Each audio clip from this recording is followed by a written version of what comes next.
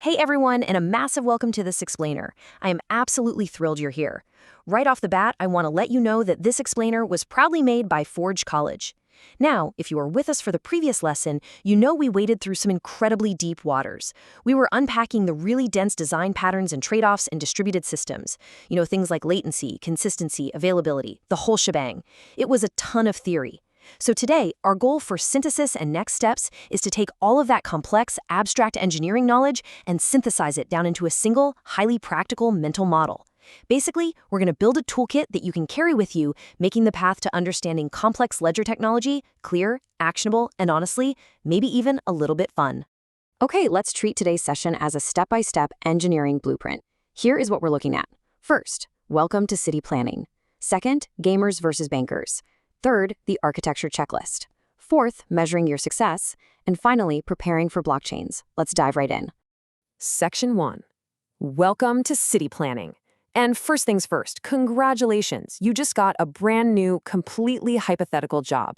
You are now a Web3 city planner.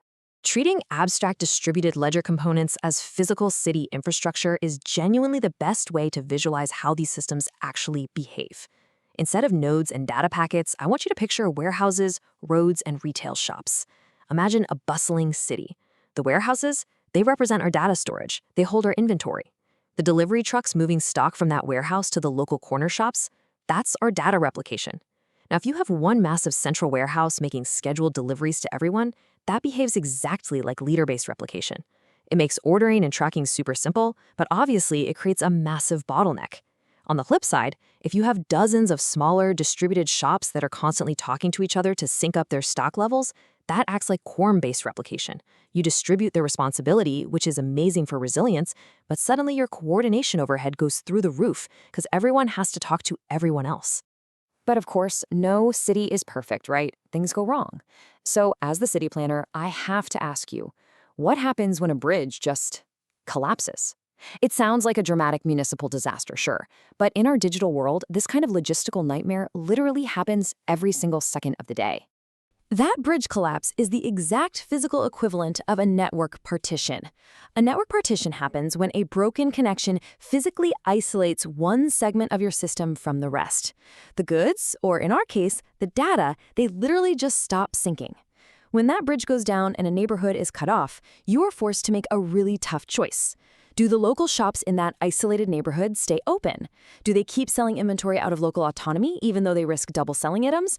Or do you force them to shut down their registers entirely until they can reestablish central coordination with the main warehouse?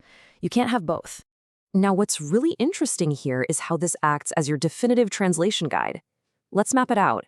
Replication strategy, that's just the central warehouse versus distributed shops debate we literally just had. Partitioning, that's simply deciding which neighborhood stocks which goods. Keeping goods local improves your speed, your latency, but it makes cross-town transactions a total headache. What about consistency? Does a shop have to call the municipal registry before every single sale to ensure strict, strong consistency?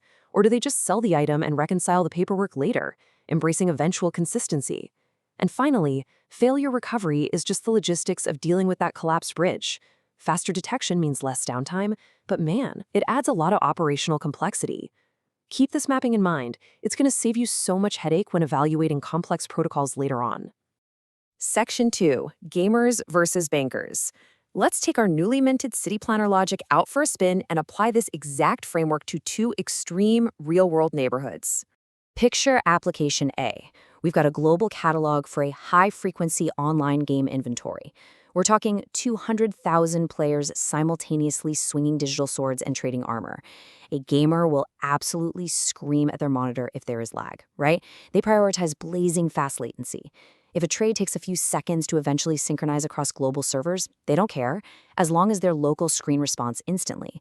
Now contrast that with application B, an interbank settlement ledger. Imagine a banker transferring millions of dollars. If you tell a banker, hey, don't worry, the ledger will eventually figure out where your money went, they will have a heart attack. The banker demands absolute mathematical perfection, a fully auditable log, and strict double spend prevention. They prioritize correctness above literally everything else. To put that into perspective, look at how these radically different priorities translate into hard numbers. The gamer needs 50 millisecond local read latency.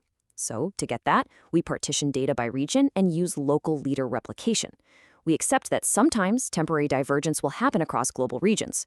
But for the banker, we need 99.99% durability. That banker will gladly sit there and wait 200 to 500 milliseconds for a transaction to clear. Why? Because under the hood, the system is using quorum-based replication with synchronous commit semantics, meaning absolutely everyone perfectly agrees before that money moves to guarantee the transaction is final. It's the exact same foundational distributed ledger technology, but completely opposite architectural choices. Section 3. The architecture checklist. Knowing that these extremes exist is great, but how do we consistently design for them? Well, we're going to codify these lessons into a definitive, step-by-step master checklist for evaluating any distributed ledger architecture you ever come across. Let's see how this workflow builds out. Step 1 is defining your precise, measurable requirements. You need hard targets for latency and throughput.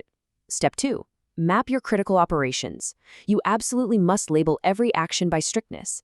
Is it a must-be consistent financial settlement, or is it a can-be eventual user inventory update? Step 3. Once you know the strictness, you can finally choose your replication and partitioning strategy. And Step 4. Specify your failure modes. You have to explicitly plan for what your system will do when those metaphorical bridges inevitably collapse. Moving right along, Step 5 is defining observable metrics and acceptance criteria. Like, how will you actually know it's working? Step 6, prototype and physically measure those critical paths. Never just trust the theory on a white paper. But I really want to emphasize Step 7 here. Record your accepted trade-offs and mitigations. Listen, trade-offs are explicit choices. They are not defects. Prioritizing speed over perfect global consistency isn't a bug if you're building a video game. It's a feature. But you must document these choices objectively so everyone on the team understands the parameters of the system. Section 4. Measuring your success. Okay, so we have our requirements and our workflow, but how do we prove that our architectural city planning actually functions out in the wild? It's time for the numbers that keep us honest. And this brilliantly illustrates the concrete thresholds you should be measuring. We measure the 99th percentile commit latency, aiming for, say, under 200 milliseconds, because that directly affects user responsiveness. We track replication lag, keeping it under 1 second, because that limits our window of data inconsistency. We measure the mean time to recovery, or RTO, to determine our availability after a failure, and we track the conflict rate to see how often we're actually forcing the system into manual or automated reconciliation. Having these concrete thresholds, that is your superpower. It prevents flashy protocol marketing from defining your success criteria for you. You bring the yardstick. Section 5. Preparing for blockchains. We've built the mental models, we've debated the trade-offs, and we have our measurable metrics. Now it is time to step into the fascinating, highly specific world of actual blockchain mechanics. So to summarize the core philosophy of this entire module before we move forward, always start with measurable goals, not just trendy protocol names. Remember that trade-offs are choices to be documented. They are not defects to be hidden. Always fall back on that city and inventory metaphor when you're struggling to visualize how consensus mechanisms actually function.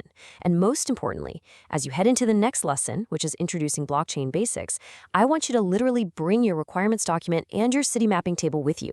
They're going to be your compass. To wrap up, I want to leave you with this provocative thought to apply to whatever projects you're building right now. Look at your own application. Which operations absolutely must be strictly consistent, and where can you afford the freedom to just reconcile later? Think deeply about that. It changes how you build literally everything. Thank you so much for joining me for this explainer. To learn more about this subject and explore a whole world of other Web3 topics, I highly encourage you to visit forge.college. This explainer was made by Forge College, and we can't wait to see you in the next lesson. Keep building, keep learning, and I'll see you next time.